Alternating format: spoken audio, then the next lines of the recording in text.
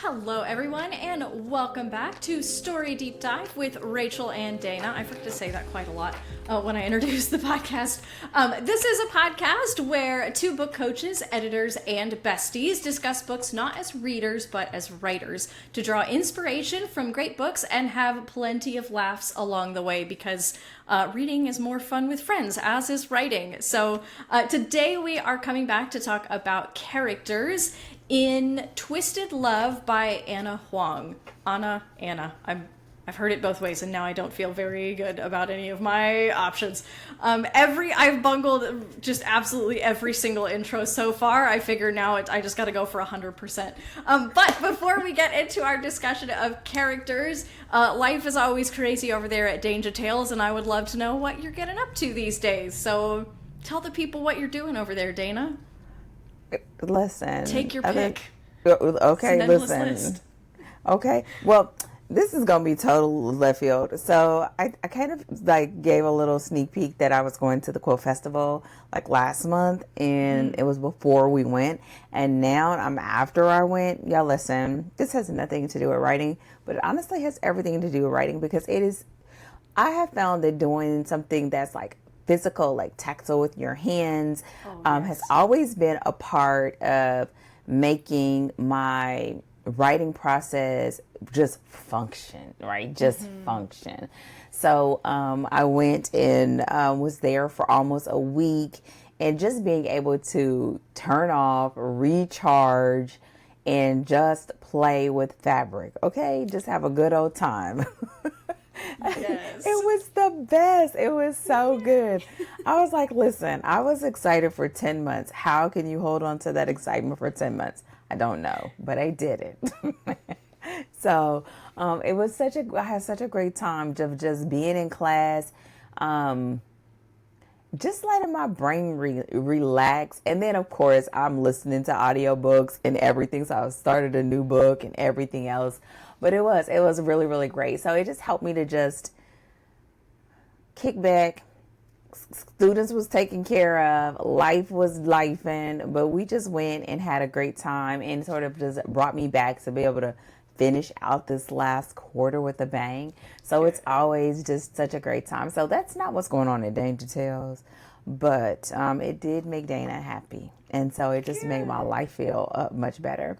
And the other thing with Danger Tales, honestly, we are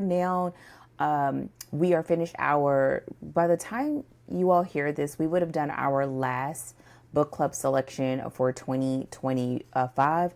And I'm still honestly trying to decide the last book. I think I know what I want to do, because I want to do something that's not romance or not contemporary romance. Oh, I was like, not a romance. It's like, talk to me. I've got suggestions.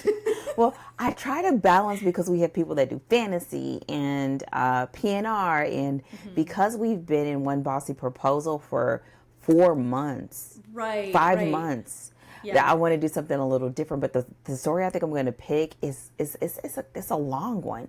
So I need to just figure it out. Or I may go back to one of the other ones that I had on my list. But the point is, we're wrapping that up, and then the last big stretch for me for teaching is going to be preparing for our virtual retreat, and so that is usually three days of me teaching and leading them through exercises, and then reflecting on this year and preparing for next year. And so I will start kind of finalizing that after.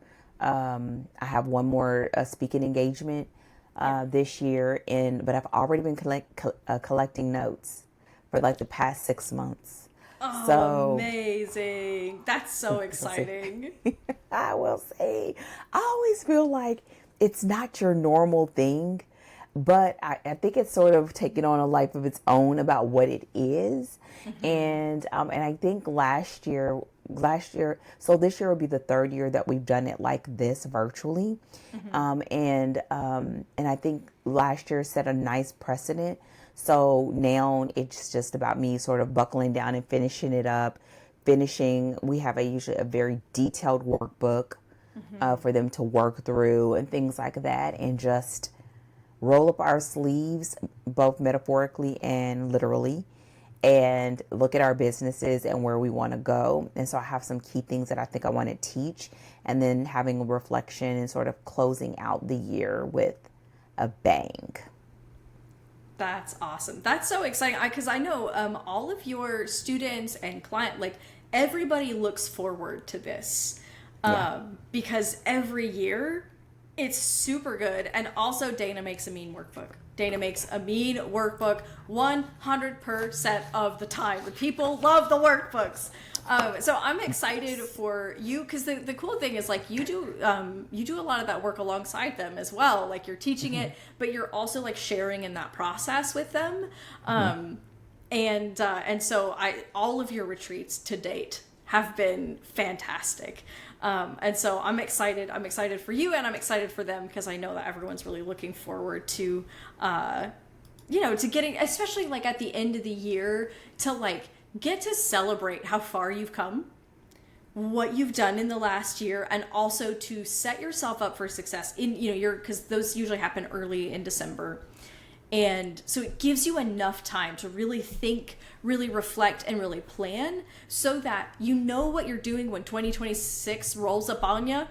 But it also means that that's like, it's ready for you, so you can enjoy that time off during the holidays, usually when life gets, tends to shift more into family time, and into also taking some time off, because everybody needs to take a little time off, and get a recoup and regroup.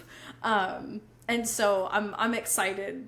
I can't wait to find. Hopefully, when we do maybe some of our episodes in December, you can talk about what you guys did. We're gonna do. I want to know. And one of the things that I used to.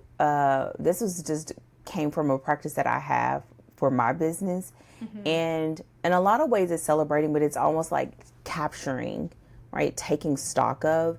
And I'm already, like, in our inner circle and some of our meetings, starting to teach concepts that you can sort of have in your toolbox to take forward based on what you uncover when we do the retreat.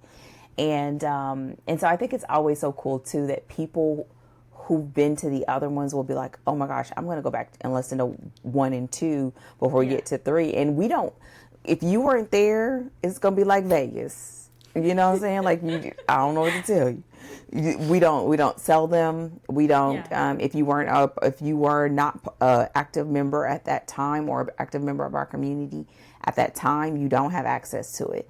So it is one of those things where you've got to be in the place to be able to do it. But I think it just sort of takes our creative brain and just make sure that we don't leave our business acumen, out of the conversation. And I honestly believe it will be a nice sort of bow on the conversations that we've had since boot camp, right? Because it's 6 months ago. So having what they've went through, I know, through boot camp, a lot of them changing things about their businesses and about the way that they've started writing their books. And then also them having wins since then, because they've released books.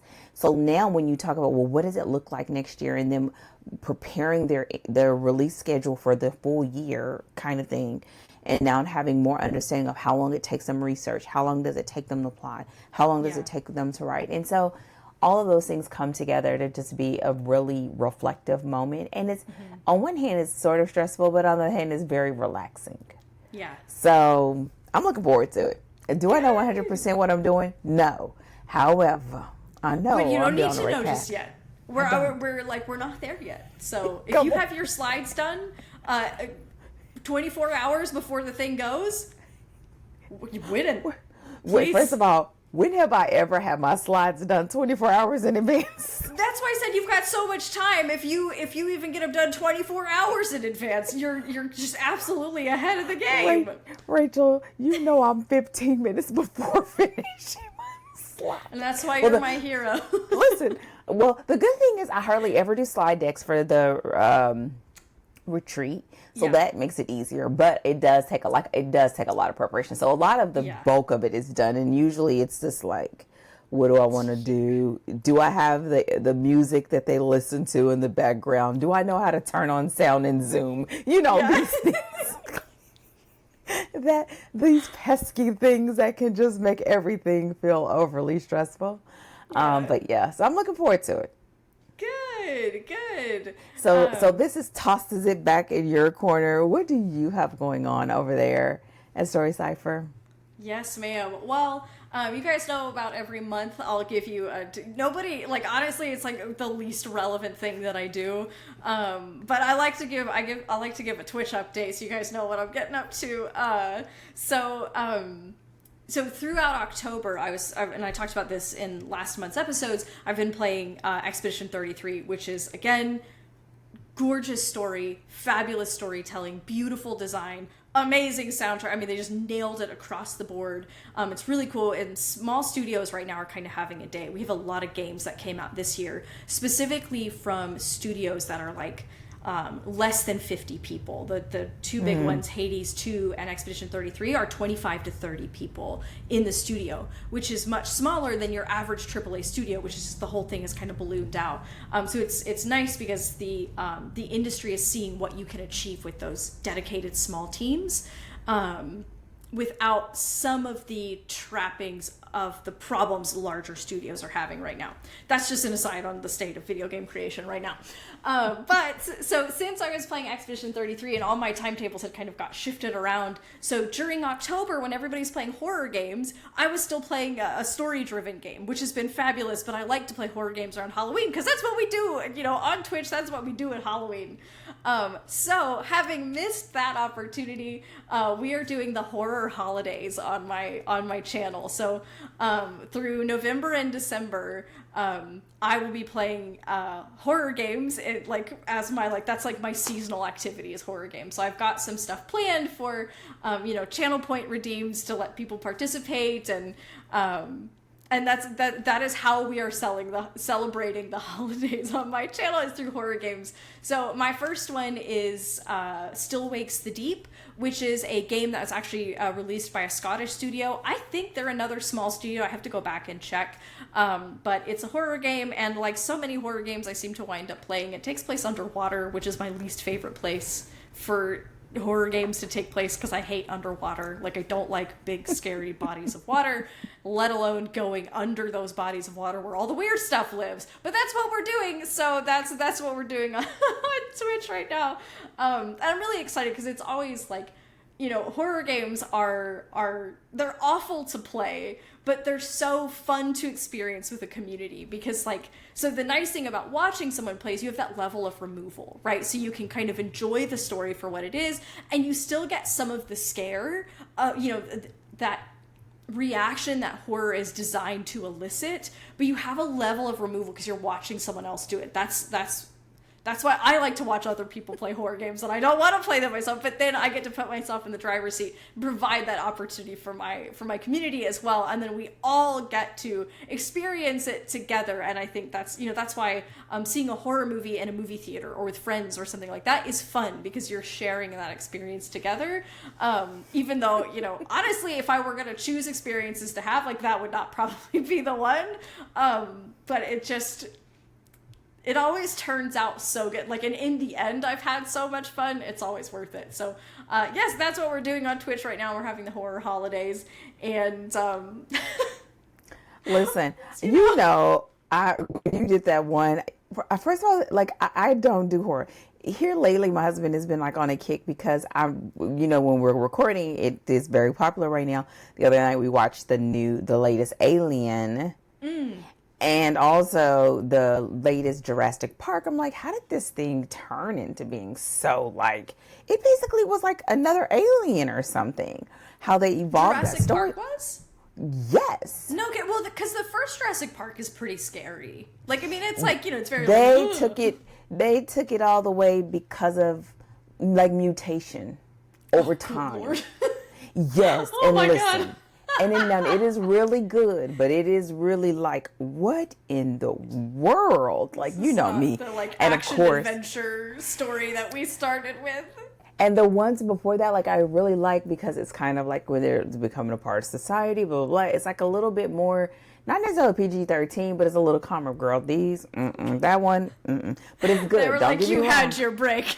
Now the mutations. I was just like, babe, what is this? What is this? And of course, I'm watching it, and I just try to like sew or something to keep my head down. Then I hear a sound. I look up, and he's like, "This is not the time to look up. How This is can exactly you look the away? wrong time to look up." But you hear it. You know what I'm saying? It's like I can't. I'm like, I'm not looking up, but I'm looking up, right? And it's just like, what is going on here? But the caveat, it is good. I don't know if I would watch The Alien again. I would definitely watch the Jurassic Park again. But the point is, I get it. But yeah, no. Because I'm way too scary. I would be doing stuff with my eyes closed. I would defeat the whole purpose of playing the game. It's, especially at the beginning, it's very difficult because usually it's dark and I don't know what's around the corners. I don't know the game mechanics. Like, when am I going to have to run? I don't know. So I move very slowly at the beginning of a game because I'm like, I don't want to go. I'm just going to stay in this corner and I don't want to move. And so what I've started doing, is there's a channel point redeem, where, I have to take off my glasses and I have to play the game without my glasses for a certain amount of time. And, you know, there's an aspect where sometimes being just fully blind, there's another one where basically, like, I just have to start running. Like, I'm not allowed to, like, sneak. I just have to run. And so it forces me to move. But it's interesting because when you take the glasses off and I can't see anyway, and I'm like, all right. And sometimes I am better at playing the game without the glasses. Can't overthink it. Vibes only. Just like, you know, making sense of the blobs because I have to scoot my chair back so that, you know, my vision is a little bit hazier. And, you know, sometimes it really works. You just take off your glasses. You don't overthink it and you just go. And girl, who picks these? Did you pick them? I designed these. I designed these for my community. Girl, heck and no. There have been times where there are things I could not accomplish, and then someone redeemed. I had to take my glasses off, and I was able to do it without my glasses. It's crazy. I think there's somewhere in there's a lesson. You know, I haven't parsed it out yet, but I think there's a lesson somewhere out there. Girl, to stop letting them people redeem them things. Stop letting the people make your life harder than it is. And stop picking it so that they can actually do it. Okay? Yes, maybe don't give them the option. Exactly. But at the end of the day, and you said something earlier right before, it was like, it doesn't, I don't know how you said it, like, that it doesn't have a lot of significance, but I think it has a lot of significance of like what we talk about, because as you're doing this, it just reminds me, I was in an interview lately, and I just always am reminded of how story is in everything, right? Like commercials, you know, books, movies, of course. But when you think about video games and character growth and character development and how you can choose how you perfect that skill. Now, do you have to learn how you want to make it transfer to the page? Yes. But a lot of times for us, it's not always the writing, and we think it's that. It's wrapping our head around it. Yeah. So that we get it enough to be able to then take it to the page. And so I think that that's such a, I remember when you first started talking about this, and I thought it was so dope then. Now, I didn't know you would be doing scary things, and you asked me to be on there as you hollered at the screen. However, some loud swears. I was like, oh my gosh, Rachel curses like a sailor. Like, when she's scared, oh boy, she do. And you would think it's me that I don't. And even when I do, it just, I know how to. I just don't. So when it happens, it's just like, oh, she said a bad word. Boy, and they come rapid fire. When I get scared, that's when, like, no holds barred. Like, it is just flowing. Rachel, I was so shocked by that. And I told you that. I knew you for forever. I was just like, ooh. Listen, I'm so glad you couldn't see my face. I was like, ooh. Yes. It's this primal response of when the anxiety is just out the roof, and then you have no other way to express your distress, and they just to let it out. Which is why I always warn people, like, hey, look, like, this is like, my Twitch stream is good if you're into that kind of thing. And if you're not bothered about M-rated games and swears, like, these are the things that you should know. It's sort of like when we talked about in the overview episode that I was like, okay, now if you are not accustomed to romance, like especially romance at all, this book may be very jarring for you. It may be kind of a tough place to start if you don't know romance, if you don't know that you even like romance. Like, if you're not into romance, this is going to possibly make you uncomfortable. So maybe not your entry point, C. It's kind of similar, right? Where it's like, know what you're getting into and then maybe work your way into it. If you're like, I don't know if this is for me. Maybe, you know? So. Maybe just sometimes, but sometimes you listen. How does the slogan say? Sometimes you gotta just do it. You just gotta decide, and then you just say full speed ahead. In the deep end. Look, take off your glasses and just do it. And just go, just run. That's gonna be our new phrase on the podcast. Take off your glasses and just go. Listen, if I take off my glasses, y'all better run. Okay, just get out of my way. Because listen, she gets scared, she curse. I get scared, I fight. It's not a good situation. We are throwing bows. It is a whole thing. And everybody can get it. You know what I'm saying? We would not be a good pair. Oh my goodness. Oh my gosh. We do not belong in a horror movie together. Not together. We would have a problem. We'd have a big problem. And you already know black people don't always make it out those movies. No. I'll protect you with my life, Dana. I believe you, but you won't have your glasses on either, so I don't know if I can trust it. I was going to say, I believe that you would try. I'm not sure if you would succeed. I love you, but... And honestly, I respect that take. Listen, I'd be like, I believe you with all my heart and all your little heart too, but baby...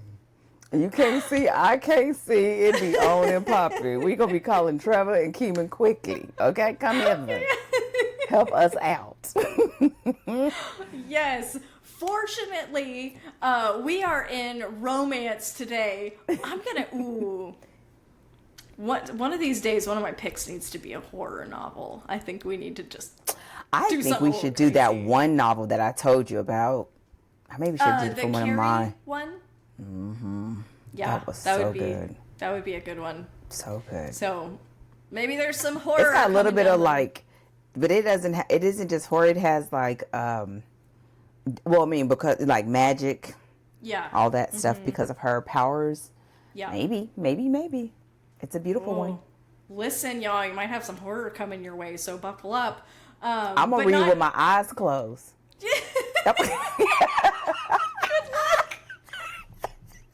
Listen. Like listen with one earbud out, and you're like, listen. Oh my gosh, girl, no, and no.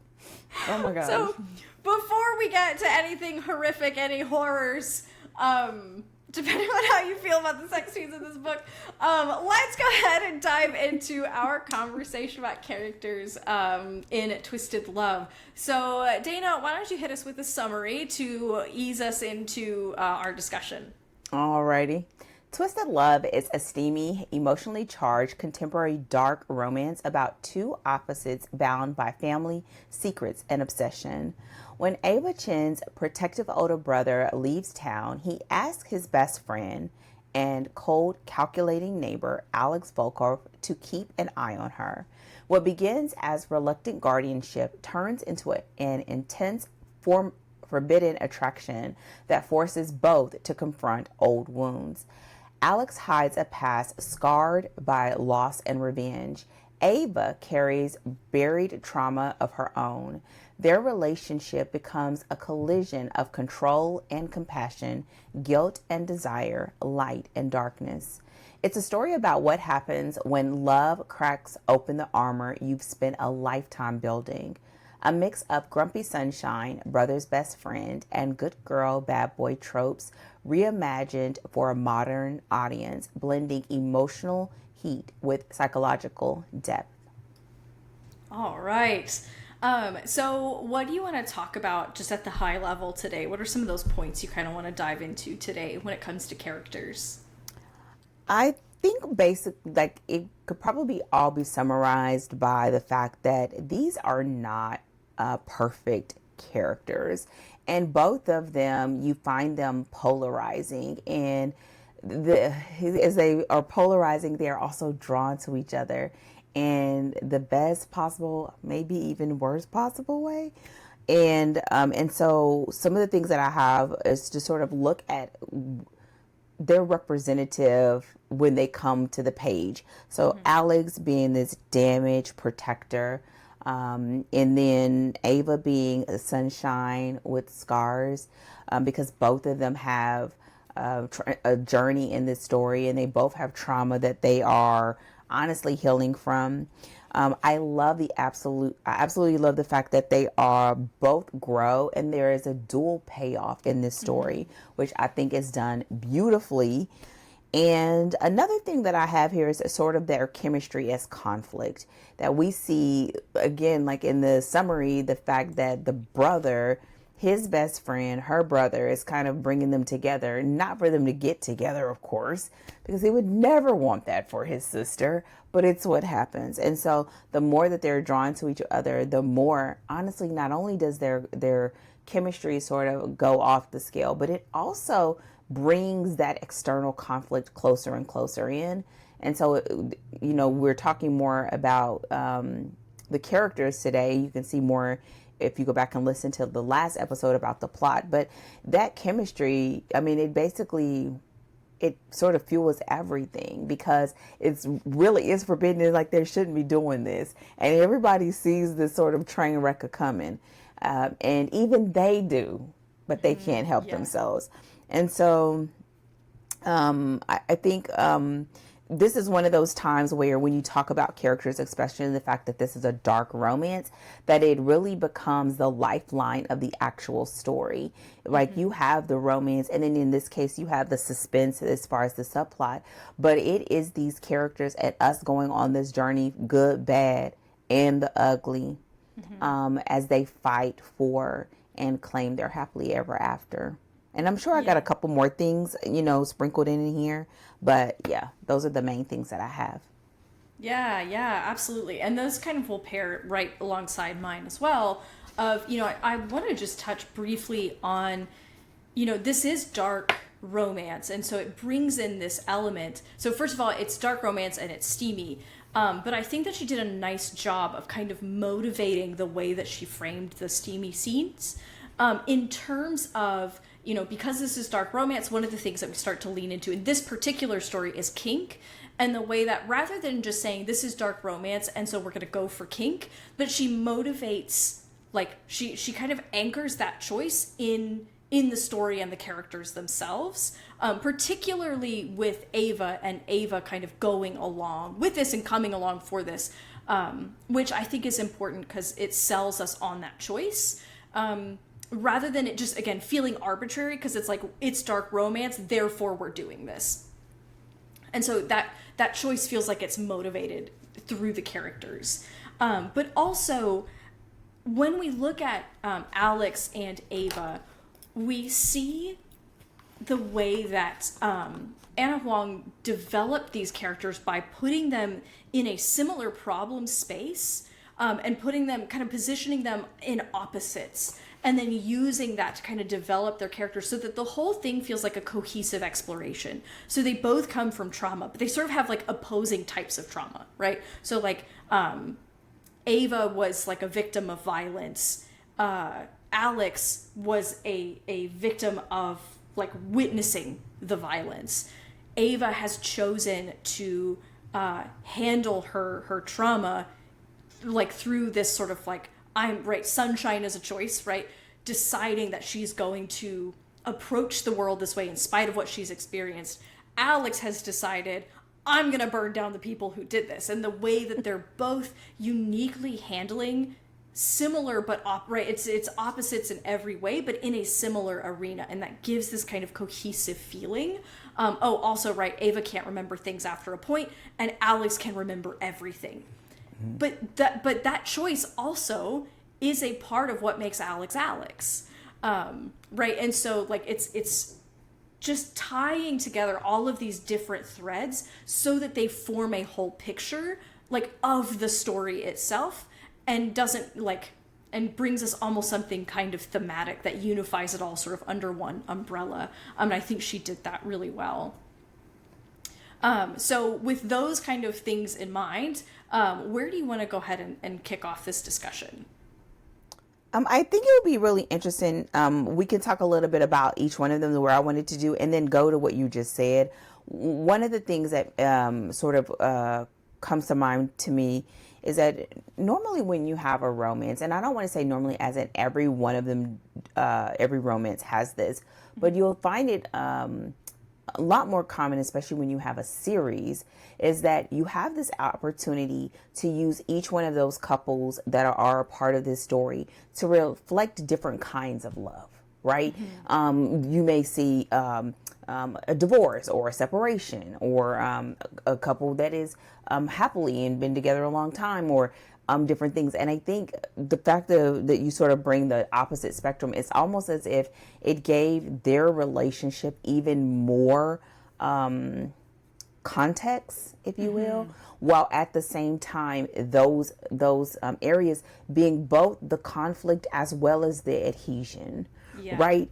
It was the conflict because it was a conflict because of the secrets and the things that we talked about in plot, right? In this illusion of control. But it's the adhesion because in the moments when they are working, it's because they're aiming to get over those things, and it's not 100% because they're not being 100% truthful. And so what it does is it allows the chemistry to be conflict, right? Because it is not fully like in the light yet. And so those things about them that make them so different, but it also makes him be a really great champion for her. And it also makes her to be willing to see the good sides of him, what if there are any, right? To see that in him because she's made this choice to see the positive. And I think this is a very interesting take.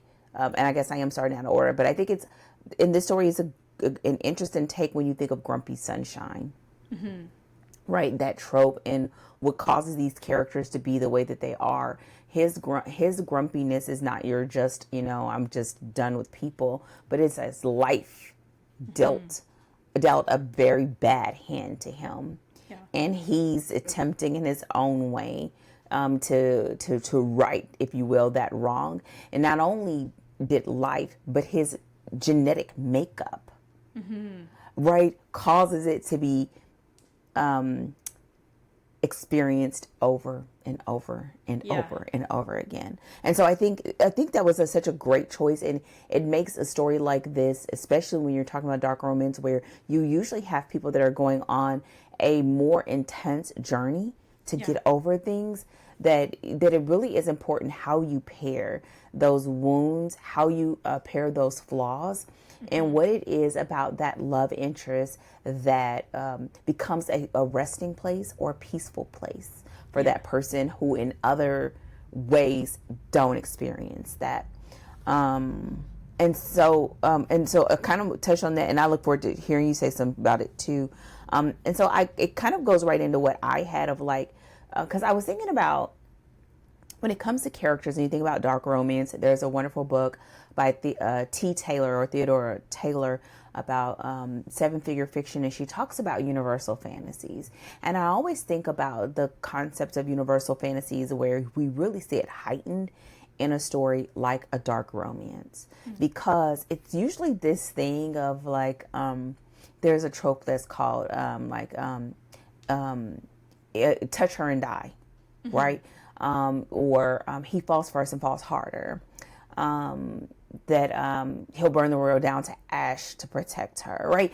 And it's this thing, and I think it's an overflow of how we are just in this world right now and in our culture, domestically, and that there's so many bad things that happen to good people, and you just want there to be some sort of justice out there in the world, even if it's vengeance or whatever. And so you have him to embody this sort of damaged protector. And even when he's trying to protect Ava from herself, and even to the point of protecting Ava from himself, right? And then for Ava, she is not your typical sunshine. She's a sunshine with scars, and that she's choosing sunshine to be optimistic. And she is has her own, not just scars, but she has her own sort of mental battling with her past and the loss of memories, etc. And so these are not your typical romance characters. Yeah. And so for you to put them on the page and say that we know if it's a romance that they're going to get a happily ever after. So we know we've been given that promise. But when we see this packaging, we're like, how, Sway? Yeah. How are you going to give us a happily ever after? And so I think that it's so great that you pair this guy that sort of has almost no soft edges with this girl that appears to be naive to the point where her brother thinks she needs a protector while he's out of the country. But then we see that he softens for her, and she has a spine, and she has a backbone, and she may be optimistic, but she's choosing it. And that for those things to become both their strengths as well as their weaknesses. So it makes for this pairing of, again, us having that emotional spectrum that I love in romance, but we have it to the 10th power. Because we need that to be gutted. Yeah. We need that to be able to feel all the feels, and for us to still cheer for them to have their happily ever after. And it's not an easy thing. I don't even think she makes it look easy in this book, but it is done well in this book. And I will say, because I'm looking forward to hearing you talk about the opposites, even though I went out of order. I think that's one of those things about this, and that we've said in the disclaimer that this is a dark romance. And if you are like a little bit, you clutch your pearls when it comes to some of the steamy parts, you may need to just read real fast past them or skim read or whatever. But I think it's a wonderful job of character development and creating characters that you just don't see. But once you get into the story, you see it. You see it and you believe it. And that is a skill, right? That is a skill. It's writing ability, but I think it's not just writing ability. I think it's like being able to be a great person at putting together puzzles. Right? Because what you're doing is you've got to have enough contrast to be able to make it interesting and have the conflict. But you have to have enough of those invisible sameness elements, and I always call these invisible tethers, that makes it so that it was inevitable. It's just about how it was going to come to be, and we see that on a full scale in this story.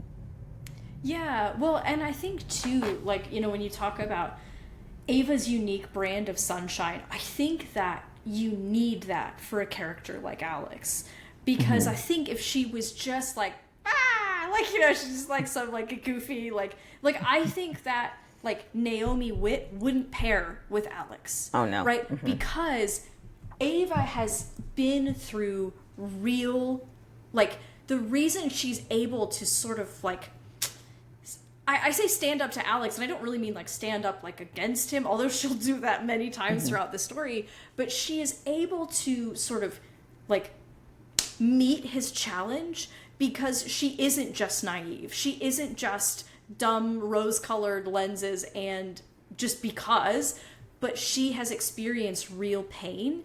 And so she actually has more of a spine than people realize. And that gives her the opportunity to really go toe-to-toe with Alex and in that way, like, earn his respect. Because of how she's able to carry herself. So it makes her like, she's not just damsel in distress. She is like a strong character. So you have a very strong female character that doesn't look the way that we always think that, right? She doesn't look like Sin and Chocolate. She is very much like her own person, and so that when we see them together, to your point, when we actually see them, we begin to understand, like, oh, like, this works. I get this.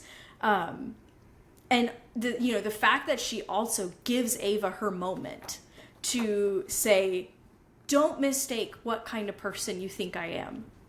Don't think that it's naivete. Like, I made my choice of the person I was going to be.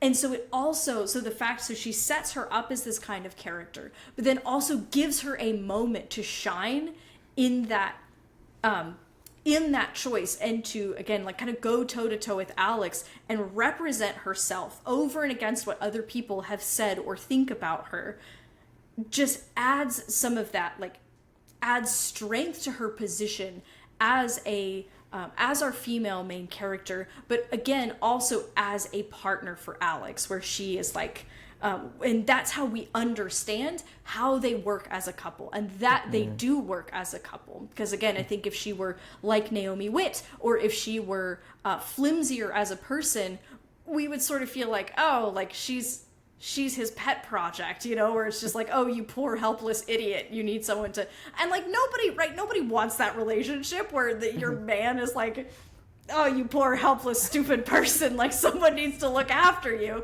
Nobody, right? That would destroy the fantasy, because that's not what anybody wants.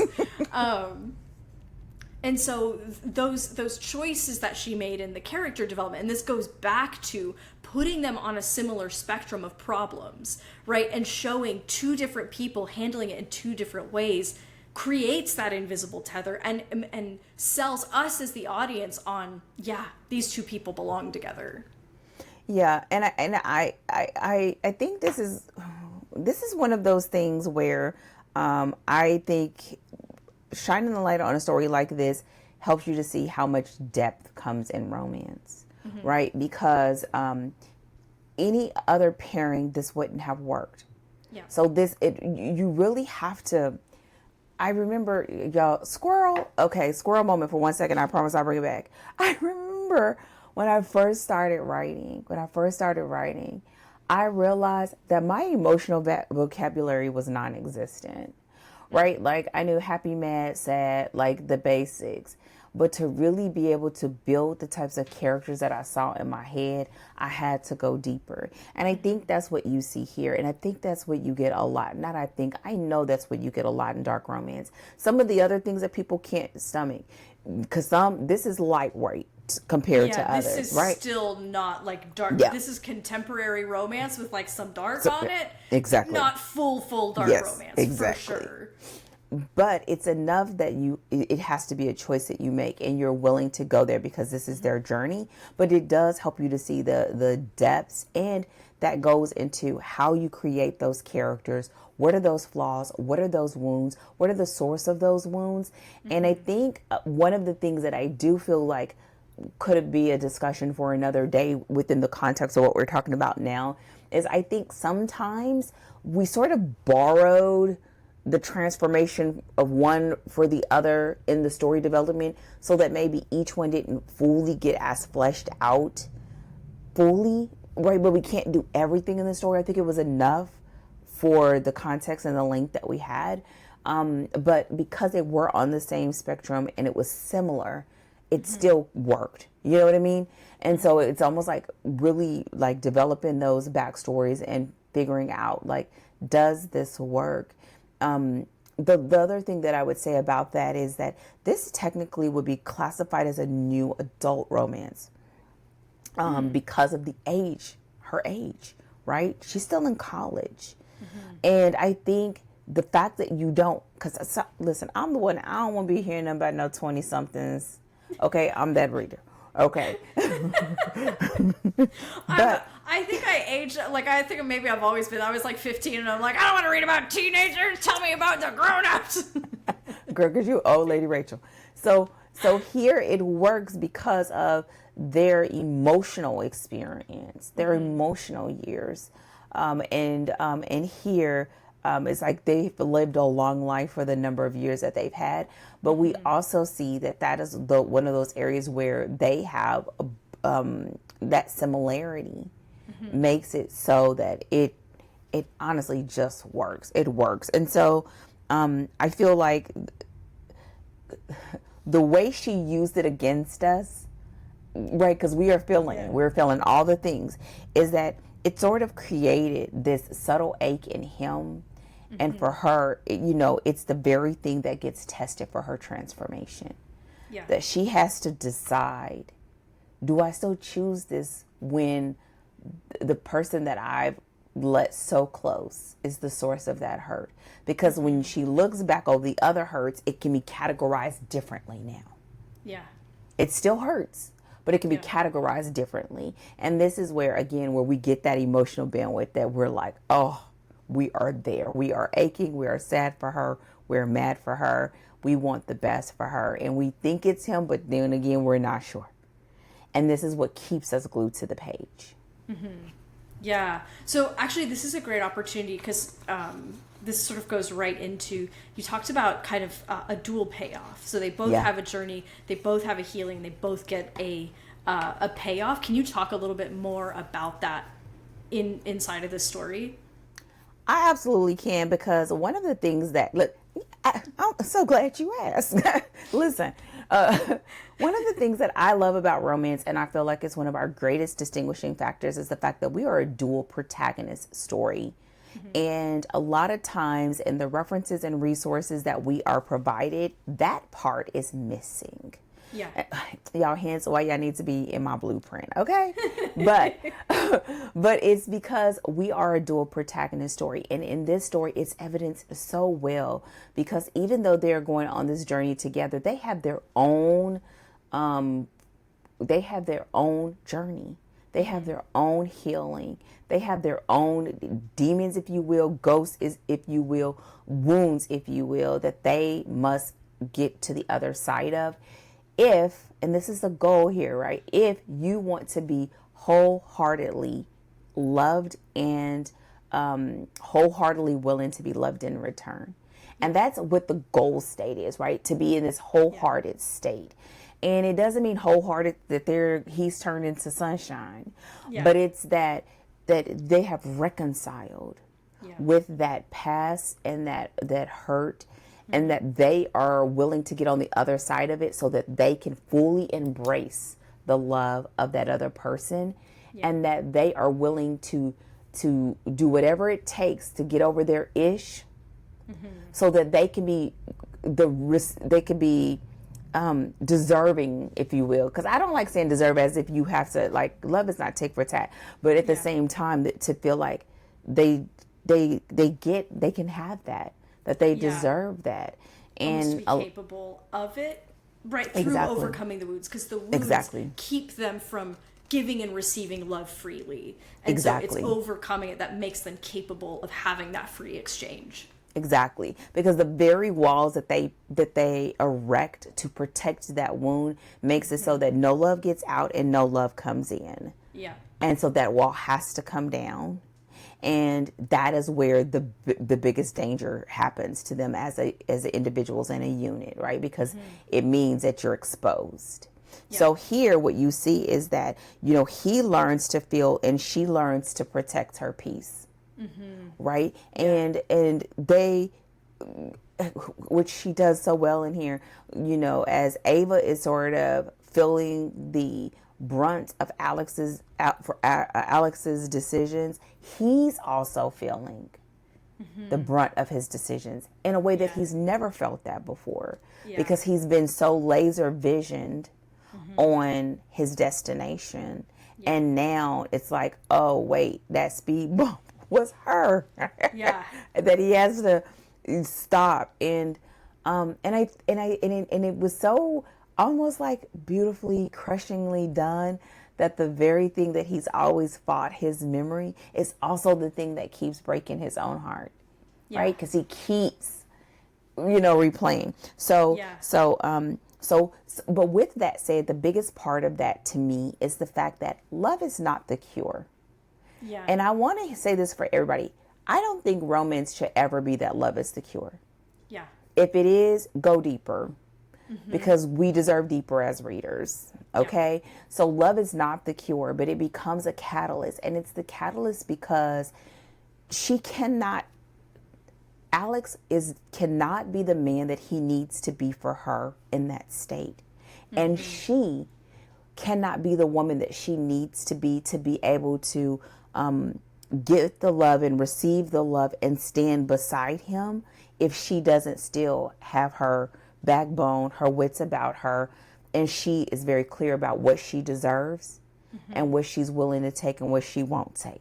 Yeah. And it comes with her not just having agency in word, but agency in totality. Yeah. Her mind, her heart, her actions, her decisions. And so she needs this. And it is a heartbreaker, but it forces her. Yeah. And I think that's the biggest conduit, in a romance. Yeah.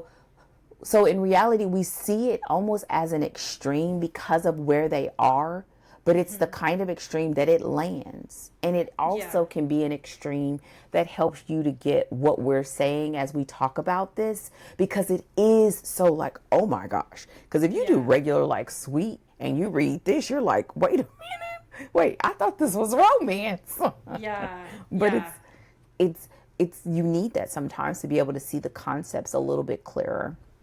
Yeah, and that's something that sometimes, like, particularly when I was teaching writing in a program previously, sometimes we would encourage the students to say, okay, take this concept and like go to the extreme just so you can see what it looks like, and then you can kind of work your way back toward the middle, whatever that thing is,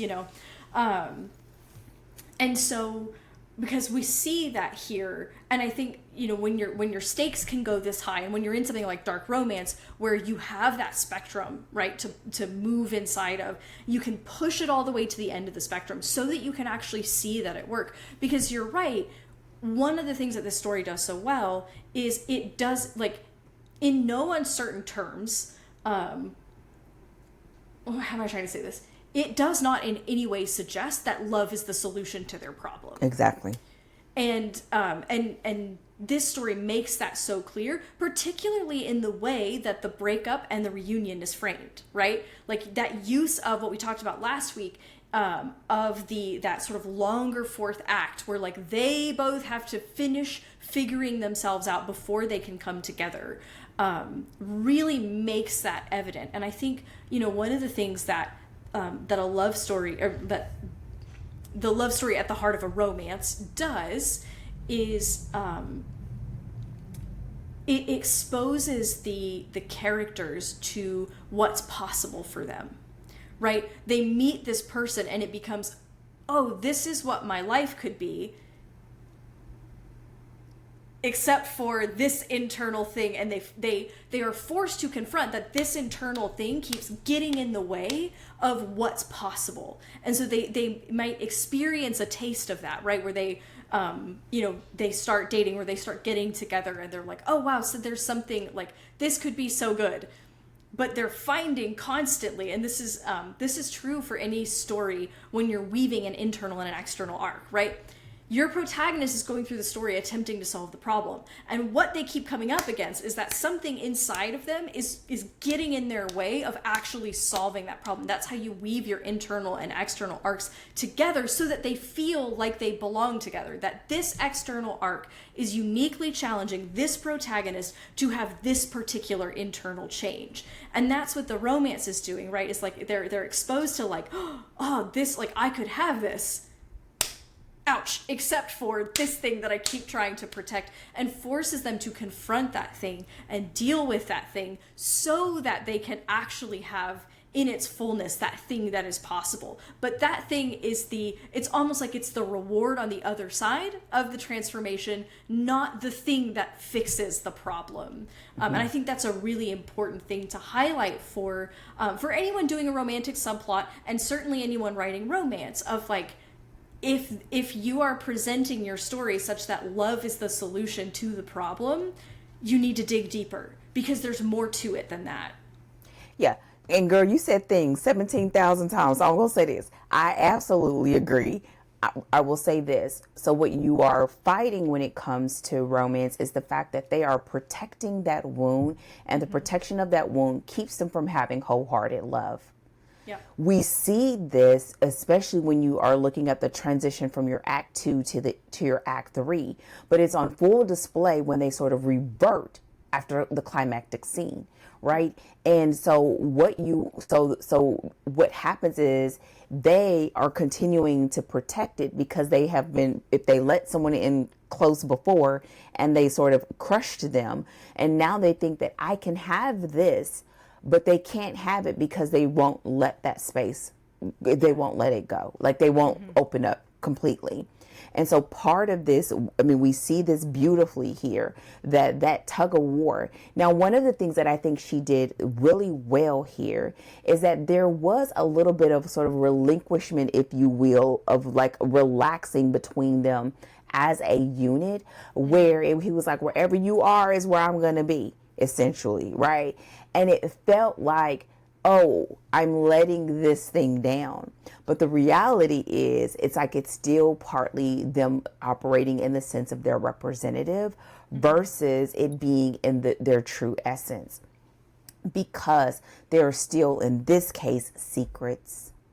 Yeah. And so, yes, that is absolutely correct. I would say one additional thing, and this would be, y'all, this is a Dana-ism, so y'all just take it with a grain of salt. I believe it's both the internal, but also that there is the romantic thread. And those two things can be different, but they affect each other. Yeah. So there may be things that they need to heal as a person that affects their ability to have the type of romance and love that they desire. And we see that here. Mm-hmm. So both of those things have to be reconciled. Yeah. And so this sounds like, it can sound very woo-woo-ish because we are talking about a novel. But if you are the one writing it, this is what your reader is looking for. Yeah. So you better get out the mustard and catch up. You better get out the mustard and catch up. You have to go there. Mm-hmm. And because this is also what makes it feel so much like I know these people, or oh, I feel your heart hurts and you start about to cry, but you read the pages through tears in your eyes because you get it. You get it. Whether you've had that same particular hurt or not, you understand when something, in order to have the thing that you really want, that you have to be willing to let go of other things because you can't hold both at the same time. Yeah. And that's what we see here. Yeah. And so I would say, as the caveat of that, and this is what I was trying to tell you in our last thing, like when we talked about last month, this is one of those things that I think about dark romance that is such a great experience if you're a person where you're trying to understand that balance when it comes to character and going there with character, that sometimes we could get sidetracked by all of the chandelier swinging and all of the extracurricular activities, that we miss the opportunity to see this dynamic at play. Yeah. Because it is so heart-wrenching that it almost makes it easier to pare it back. Mm-hmm. Because here she goes there. There's a couple of them. I don't care how many times I read the story, I'm still saying, please don't do it. Please don't do it. Yeah. And I know he's going to do it because he did it the last 10 times I read it. But I'm wondering, I might get through to him this time. And so, yes, so I would say understanding where that transformation is. And the last part is, there is nothing like a good false high. Let me tell you something. In a story like this, when it looked like everything is hunky-dory and peaches and cream, and we getting roses and chocolate and butterflies, and then that rug gets yanked and it says, baby, you are not done changing yet. Yeah. No, you have not got, because the person getting through that fully is when we believe. Yeah. And so this story has one for your tail. Okay. So I think that's the other part too, that she used that. She played that false high up because we were there. And it made it so that those other moments, that rug pulling, the all is lost, that dark moment, that it just, man, it still hurts even just to think about it. And that's when you know it's an amazing story. Yeah, and that's that's that testament to, it's interesting because we're talking, this, and it always is like this, but it incorporates aspects of plot. But the reason that the plot choices work is because of the development done on the characters. And the emotional resonance is hitting because, those external events matter to us because the characters matter, because of the character development, because the way that we understand those characters and we see how they're getting in their own way, but we understand why. Exactly. It's like when we know what they've been through, we can't blame them for being that way. We're like, oh man, I can't say I would do it differently. maybe I would, maybe I wouldn't, but Alex Volkov has witnessed his whole family, and so you're like, how mad can I be at you? I'm upset, right? Like, again, it hurts, but those moments land emotionally because of the work that's been done on the characters. And so just exactly what you said, right? Do I relate to Alex Volkov? No, but I feel that I can understand him given what I know about him now and why he's doing what he's doing and what he's doing. And that makes it hurt worse, honestly. If we didn't understand, we could just be mad, right? Like, I can't believe it. And we just, we can just be outraged and we can stop there. Instead, because we understand, it hurts. Yeah. And that's what we want. Exactly. We want all the feels. Okay, so I would say, because I know that we're like getting towards the end of this, I would issue a challenge to someone. If you're like me, okay, wait, first of all, I know you're not like me, but we're just going to say for that you are like me and that I can't stand hurting my characters. This is not a very good characteristic to have. I want everybody to be happy, right? We've come this far. Why would we go through all this pain? Which is why I have to read stories like this, because it challenges me, because I feel the feels and I want my readers to feel that. And so I'm always asking myself, what is the worst that could happen? What is the thing that they're running from? Because the thing that they're running from is the very thing that they must endure to get the happily ever after that they desire. And so it's important to start looking at stories and sort of being able to define that for yourself so that you can begin to see, like, what does that spectrum look like? And I do not in any way, shape, or form think that this is easy. Don't at all. And as a writer, I have to push myself. Like, if I'm plotting it and my chest is aching and I'm like, I don't want to do it. I know this is going to crush it. Right? Yeah. And I'm talking to myself. And then my husband will say, is anybody in there with you? No, it's just me. And it sounds like I'm cuckoo. Okay. So the point is, though, if you're one of those that going there is a challenge for you, look at stories like this. And on the flip side, if you're the one that goes there just for, just to do it, that's not going to work. Yep. Here, the groundwork was laid. Go back to plot conversation. The groundwork was laid so that when this thing hit, we did not like it. We felt all of the feels, but we were not shocked. Now, we were shocked, but not shocked because of what unfolded, because we knew this to be true about him and we knew this to be true about her, but it was almost like a say it ain't so kind of moment. But it was so. Because both of them had to go through that. And so it becomes almost this sort of self-checking process that you can do. Like, have I laid the groundwork to be able to ask for those emotions at this particular moment for that payoff? And then for someone who has a challenge with going there, the question is, like, what is the very thing that they are afraid of, and are you delivering that? Maybe even plus some. If you're really scared, you may need to say times 2. So because you may be trying to do baby steps, and we want you to go there, because it's easy to go there and pull back than not go far enough and it peters out. For sure. So that's what I would say. But this is a great book to see it and happen on the page. Oh, and one final thing, I will say that there are some parts towards the end when it came to the characters, when it came to the fourth act, that I think we'll talk about it a little bit more in the editor's takes, that some of the things were more told than on the page. But I think that was the amount of progression of time. So we wouldn't want those things happening earlier in the story. I think the earlier portions of the story gave a little bit of a pass for what happened later. So you don't want to look at that part of it as a full-blown example. I think that served its purpose, but it was because all of the other aspects of the plot had been satisfied. Okay, so we'll talk about that next week in editor's takes. That's right. Well, I'm on the edge of my seat now because this hasn't come up in our conversation yet.